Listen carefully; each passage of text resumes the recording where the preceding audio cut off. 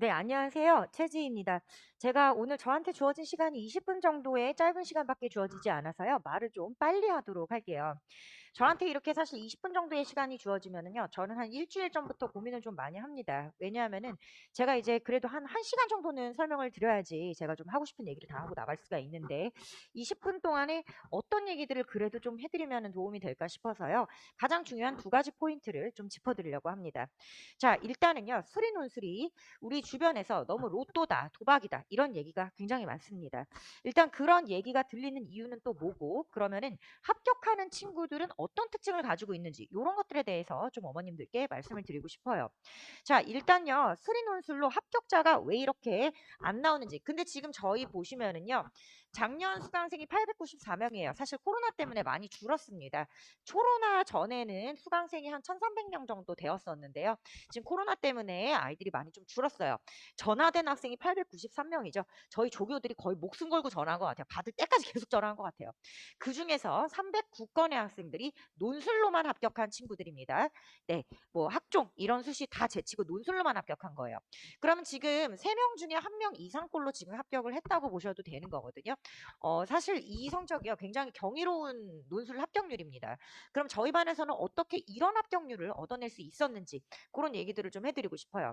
자, 먼저요, 논술에서요, 제가 어머니들 가장 중요한 거는 이제 사실 뭐냐면은 첫 번째 최저 기준이라고 말씀을 드리고 싶어요. 자, 최저 기준이 가장 중요한 것 중에 하나입니다. 자, 왜냐하면은요, 제가 먼저 의대랑 그 다음에 의대가 아닌 학교, 일반 학교를 나누어서 좀 설명을 해드리도록 할게요. 왜냐하면은요, 경쟁률 자체가 너무 다릅니다. 자, 이것도요, 평균적인 경쟁률이지 또 해마다, 과마다에 따라서 조금 차이가 있을 수 있어요. 자, 의대 같은 경우에는 경쟁률이요. 자, 항상 중앙대학교 의대로 좀 말씀을 드리도록 할게요. 왜냐하면은요. 자, 연세대학교 같은 경우에는 최저 기준이 없기 때문에 뭐 이렇게 비교하는데 딱히 의미가 없습니다. 그리고 또 뭐 서강대라든지 뭐 요런 대학교들도 뭐 이렇게 그 의대가 없죠. 그 논술에서. 그리고 한양대학교 의대 같은 경우에도 올해는 뭐 뽑지도 않지만 그전에는 최저 기준도 없었고요. 그래서 지금 중앙대학교 의대 같은 경우에 최저 기준도 있고, 그리고 비교해 보기 쉽도록 일반과에도 최저 기준이 있는 학교이고, 무엇보다 정보가 굉장히 좀 투명하게 공개가 되어 있는 학교입니다. 그래서 중앙대학교를 좀 예제로 두 개를 좀 설명을 드리고 싶은데요. 자, 중앙대학교 의대 최저를 먼저 좀 말씀을 드릴게요. 4개 합이 5등급이어야지 됩니다. 그리고 일반과, 일반적인 공대예요. 요런 과의 최저는요. 3합이 6등급 정도 나오면 되고, 요 최저는 서강대학교, 성균관대학교, 이화여자대학교하고 같은 최저 등급이라고 말씀을 드릴 수가 있어요. 그러니까 비슷한 학교에서 다 비슷하게, 그러니까 같은 현상이 일어난다고 보시면 되는데요. 자, 의대 같은 경우에 처음 경쟁률이 이거 해마다 달라요. 근데 일반적으로 한 250대 1 정도에서 시작을 합니다.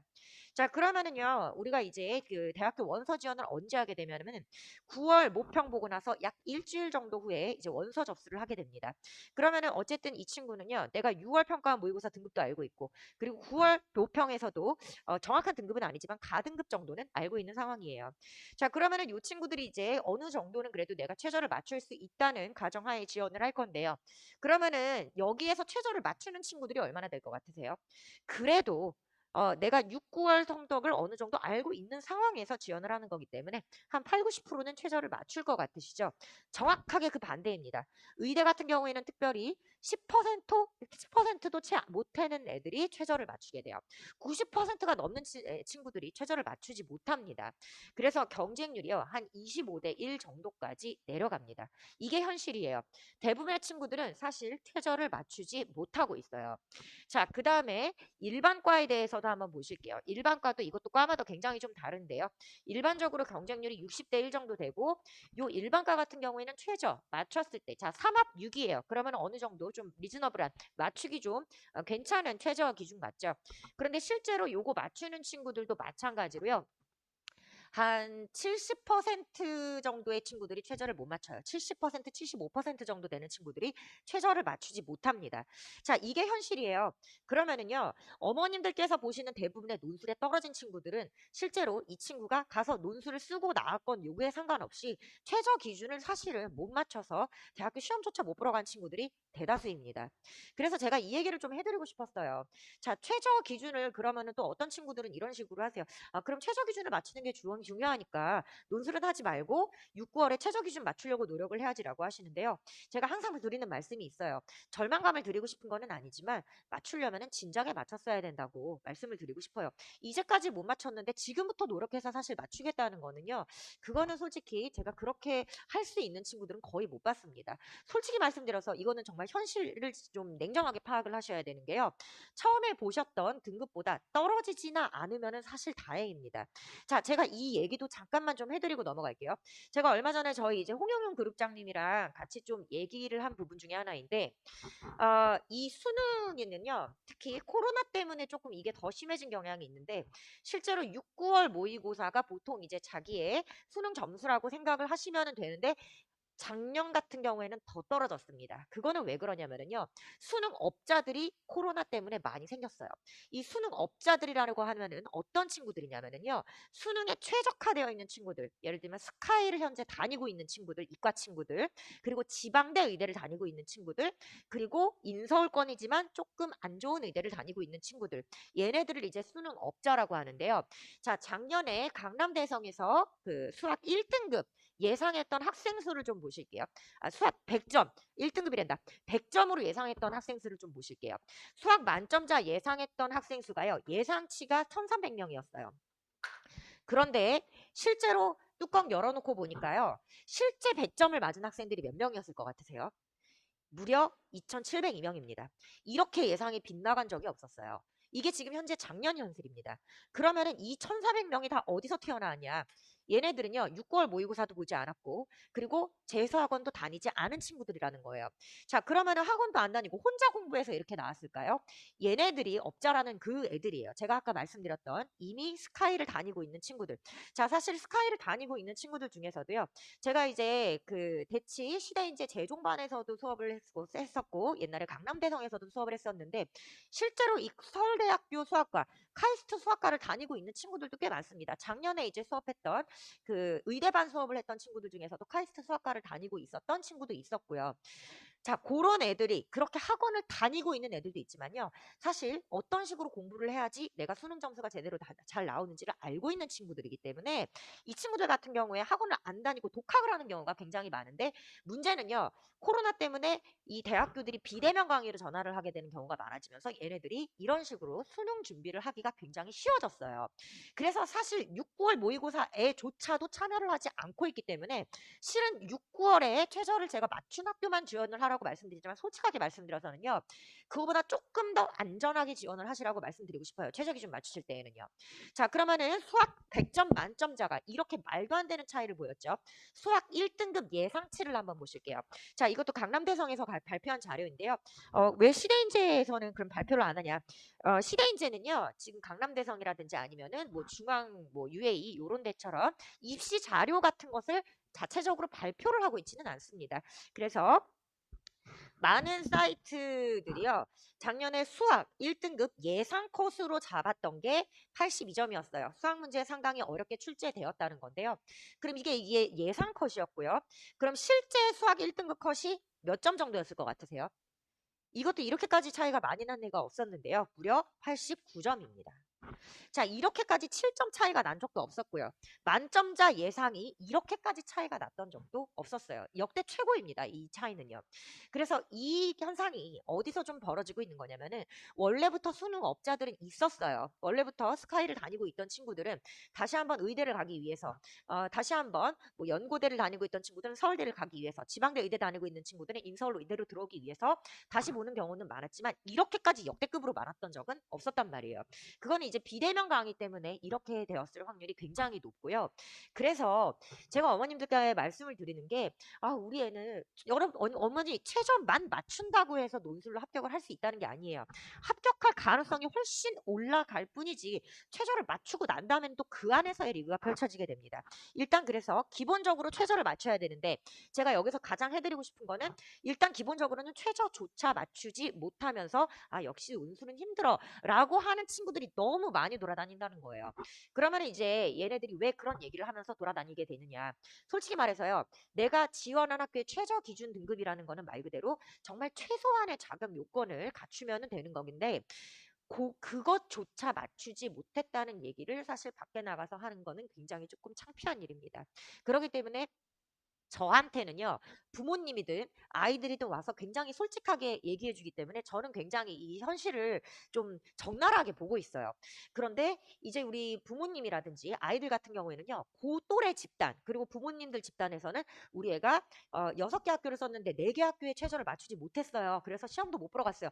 이런 얘기를 참 하기가 어려우십니다. 그러니까, 아, 그냥 논술은 원래 로또야. 이런 식으로 그냥 말씀하시는 거를 그대로 믿어버리게 되시는 그런 경우가 많으세요.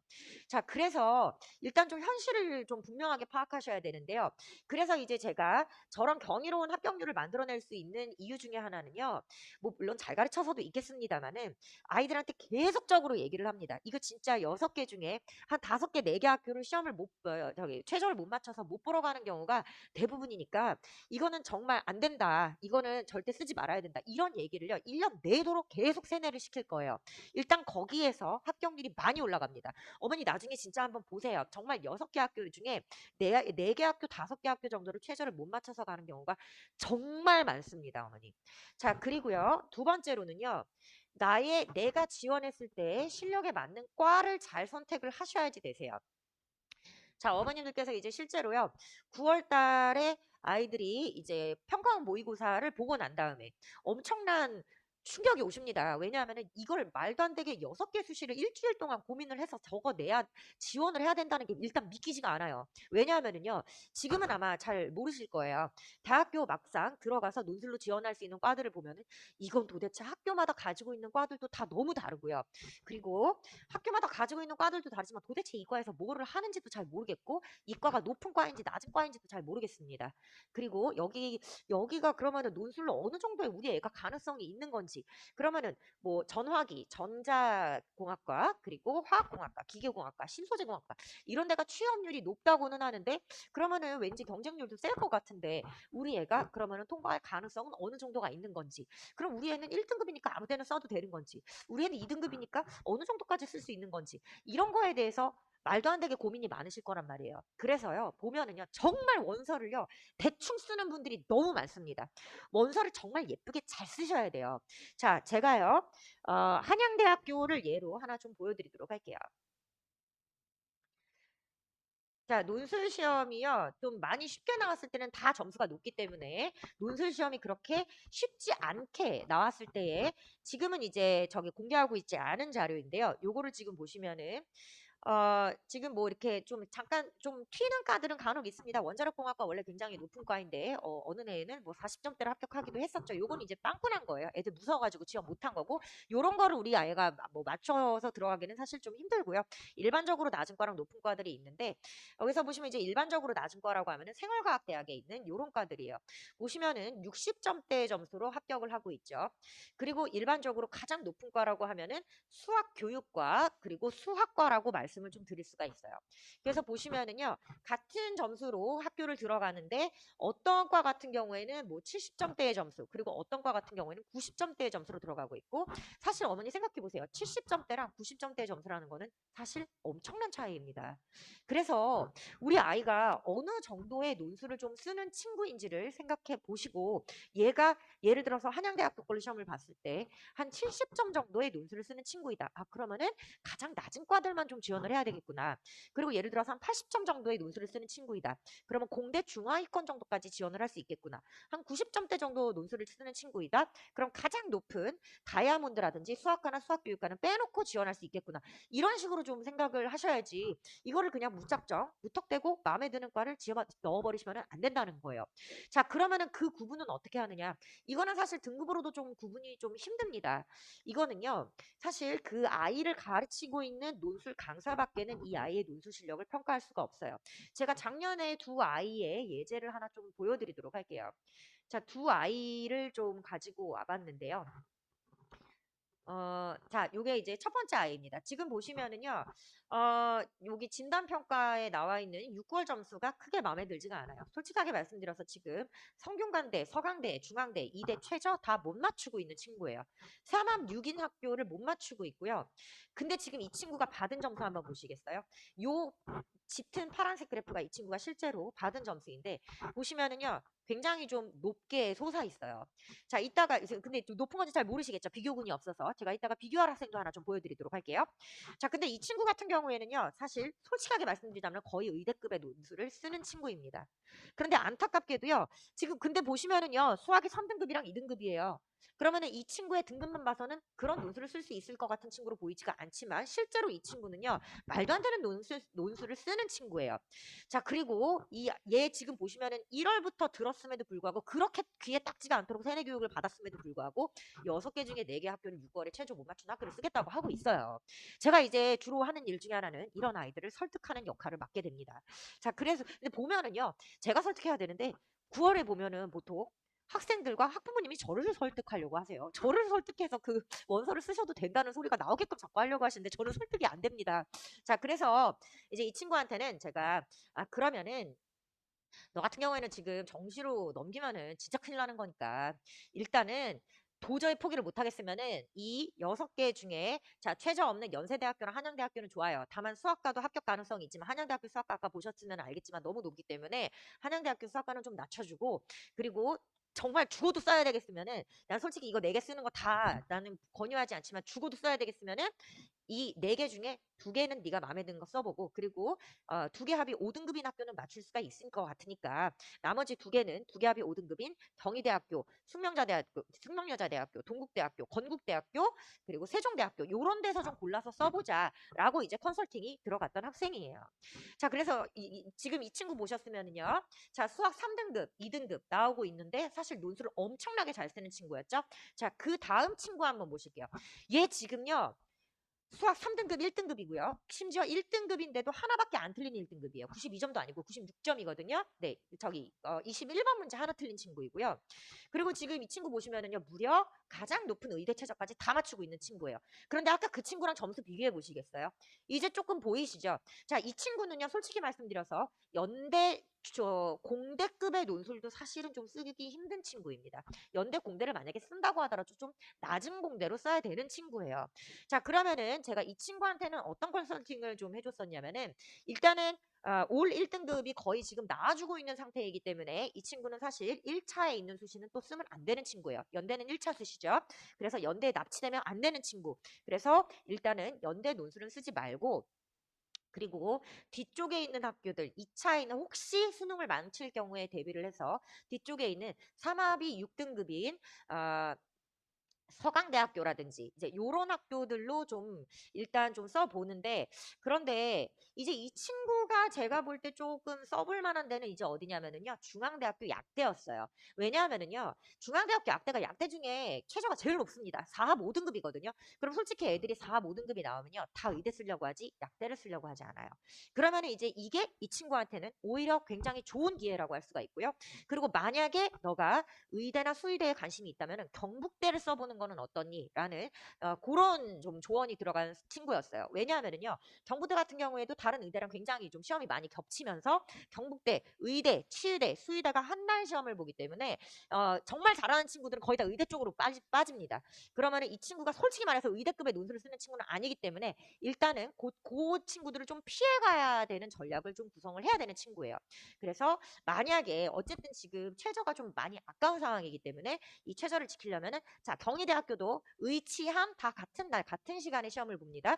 그래서 경희대 의대나 치의대는 좀 어려울 것 같아요. 왜냐하면 최저는 나오는데 논술 실력이 안 돼요. 그러면 얘는 경희대 한의대라든지 아니면 경북대 수의대 그리고 중앙대학교 약대 이런 식으로 좀 지원을 해보면 어떻겠니라는 그런 컨설팅이 들어갔는데 오히려 얘는요 또 겁이 많아요. 저한테는 오히려 서강대학교랑 성균관대를 쓰겠다고 이러고 있어요.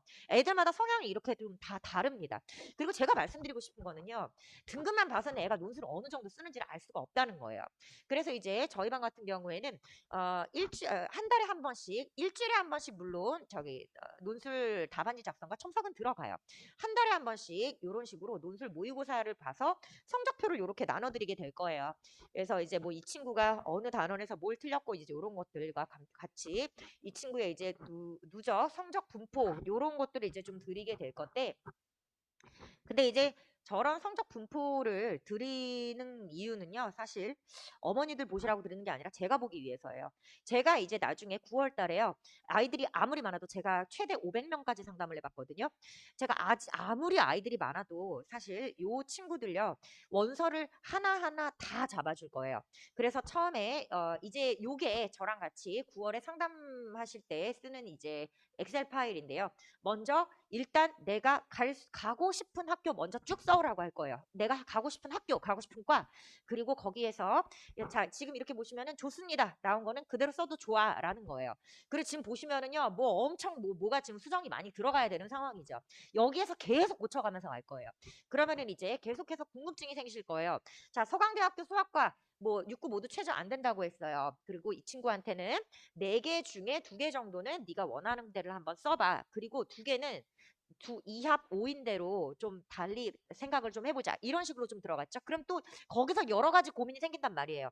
그러면 이제 그럼 이한 5빈 학교 중에서는 내가 어디까지 쓸 수 있지? 그럼 이한 5빈 학교줄 중에서 2학교 골라서 거기서 또 자기가 가고 싶은 과를 한번 써보는 거예요. 그럼 거기서 또 다시 한번 피드백이 들어갑니다. 그래서 여기에서는 요거는 써도 될 것 같고 요거는 과가 너무 높기 때문에 조금 더 낮춰야 될 것 같아. 그러면은 또 거기에서 낮은 과 리스트를 정리한 거를 다 드릴 거예요. 학교별로 다 드릴 거예요. 낮은 과 리스트 정리한 거. 그러면은 너는 여기는 그냥 네가 원하는 데 쓰고 여기는 낮은 과 리스트들 중에서 골라보는 게 좋겠다. 이런 식으로요. 한 학교, 한 과마다 전부 다 컨설팅이 들어갑니다. 그래서 사실 되게 예쁜 원서를 쓰게 돼요. 사실 그런 과정이 뒷받침이 되어야지 원서를 써서 합격률을 굉장히 높여줄 수가 있는데 이제 보통 친구들이 특히 코로나 시작하면서부터 논술 강의를 좀 오래 듣지 않거나 혹은 뭐 당장 9월에 연대 시험이니까 뭐 7월부터 논술 강의를 듣는다든지 이런 친구들이 좀 많아져 버리게 되면서 이런 작업들을 거의 하지 않고 심지어는 7월부터도 안 들어요. 무슨 뭐 파이널만 와서 이미 다 지원해 놓은 상태에서 파이널만 와서 듣고 가고 이런 식으로 이제 하는 친구들이 많다 보니까 원서를 정말 엉망진창으로 쓰는 경우가 너무 많습니다. 네, 그래서 일단은요 논술 합격의 가장 지름길은 원서를 잘 쓰는 것부터 시작을 해요. 그렇다고 제가 무조건 낮추라고 하냐? 절대 그렇지 않습니다. 어쨌든 논술로 합격을 하면은요 정시보다는 훨씬 잘 가게 돼요. 정시보다 훨씬 잘 가실 수밖에 없고 사실 이제 7월 달에 보통 어머님들께서 논술을 많이 찾아오십니다. 그 이유는요 6월 달에 애들 기말고사까지 끝나고 나서 학종 컨설팅을 많이 받으실 거예요. 그러면은 그 학종 컨설팅에서 나오는 학교들 이름이 생각보다 정말 마음에 들지가 않습니다. 그러면 이제 그 컨설팅 선생님한테 물어보실 거예요. 그럼 우리 애가 논술로는 어느 정도 쓸 수 있나요? 라고 하시면은 6월 달에 평가원 모의고사 본 거를 토대로 해서 최저를 이 정도까지 맞출 수 있을 것 같으니까 요 정도까지는 쓰실 수 있겠네요 하는 학교가 굉장히 생각보다 이름이 굉장히 높습니다. 그래서 그러면 학종으로 써야 되는 학교는 여기에 있고 논술은 여기에 있으니까 그때 가서 이제 논술에 눈이 좀 돌아가기 시작을 하면서 7월부터 애들이 몰려오기 시작하는데 솔직히 말해서 그때도 조금 늦은 상황이기는 해요. 왜냐하면은요 지금 그게 조금 더 심해졌어요 격차가. 일단은요 논술에는 대부분 미적 기하 확통이 다 들어갑니다. 그리고 일반적으로는요 수열 그리고 미적분에서 대부분의 문제는 출제가 되고 솔직히 말해서 기하랑 확통 같은 경우에는 기본적인 내용을 아는 정도로 문제를 풀 수 있게끔 출제가 되고는 있어요. 하지만 그 아이들이 느끼는 부담감이 장난이 아니란 말이에요. 그러면은 이거를 수업 시간에 조금씩 녹여내면서 같이 수업을 해줘야지 되는데 이 기하도 그렇고 확통도 그렇고 논술에 잘 나오는 부분이 따로 있어요. 그럼 이제 논술 시간에 그거를 같이 듣게 되면은 여기에서 잘 나오는 부분에 대한 설명만 좀 집중적으로 해주고 나머지 부분은 간단하게 스킵하는 식으로 넘어가도 되는데 이 친구들이 이제 논술에 기하랑 확통이 나온대. 그리고 이제 수능 인강 같은 거를 듣게 되면은 이게 지금 수능의 포인트가 되는 초점이랑 논술의 포인트가 되는 초점이 약간 다릅니다. 논술은요, 원리에 초점을 둡니다. 얘가 등식이 어디에서 나오는지, 그리고 증명되는지, 유도되는지, 요 과정 자체에 좀 초점을 두게 되고요. 그리고 수능은 문제를 풀어내는 것 자체에 초점을 두게 되죠. 그래서 좀 그 논술 때문에 따로 기하나 확통 강의를 듣는다는 거는 이거는 굉장히 좀 시간 낭비라고 말씀을 드리고 싶어요. 차라리 그 시간에 과탐이라도 한 번 더 공부를 해서 최저를 맞추는데 조금 더 노력을 기울여 주시는 편이 차라리 낫습니다. 네, 그래서 그런 얘기들을 좀 드리고 싶었고요. 제가 오늘 하고 싶은 얘기에 반에 반도 못했어요, 어머니. 그래서 사실 제가 오늘 그래서 말씀드리고 싶었던 부분은요, 크게 두 가지로 압축시켜서 자, 최저 기준 반드시 6, 9월만 해당해요.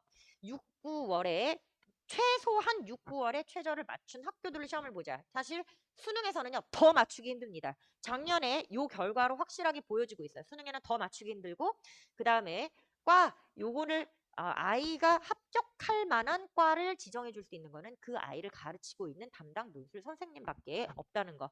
그래서 이렇게 두 가지 좀 알고 가시면 좋을 것 같고요. 제가 우리 조교들이랑 같이 쓰는 핸드폰 번호를 하나를 공개를 해드릴게요. 제가 오늘 바로 요 설명회 마치고 가봐야 돼서요. 혹시 추가적으로 궁금한 사항이 있으신 어머님들께서는 여기로 오늘 중계동에서 뭐 학부모 설명회 들으셨는데 이런 부분이 궁금하다. 우리 아이 상황은 이런데 이런 상황에서는 어떻게 해야 되냐. 이런 식으로 저한테 문자를 보내주시면은 제가 그 상황에 따라서 문자로 답변을 드리든지 아니면은 전화를 드리도록 하겠습니다. 그리고 제가 어머님들께 한 가지 조금 부탁드리고 싶은 게요. 어머님들 진짜 학원 선생님을 잘 활용하셔야 돼요. 이 도움의 손길을 내밀었을 때 그 손길을 거절하는 학원 선생님은 과를 막론하고 거의 없다고 보시면 되세요.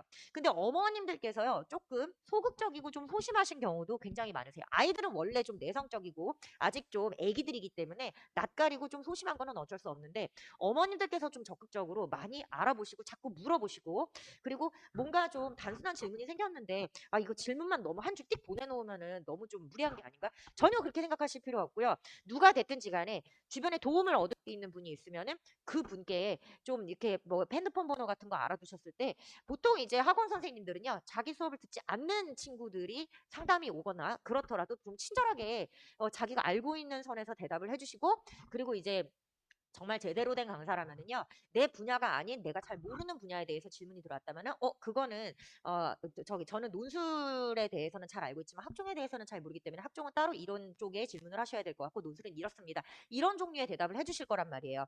아무리 좀 간단해 보이는 질문이어도 상관없습니다.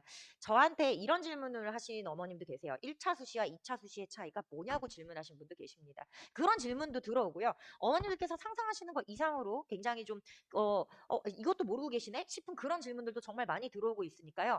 조금 어쨌든 어머님들께서 조금씩 더 잘 알고 계셔야지 우리 아이한테도 더 도움이 많이 됩니다. 그래서 한번 같이 이 친구들 잘 좀 대학교 좀 들어가게 만들어 보았으면 좋겠습니다. 네, 감사합니다. 최지희였습니다.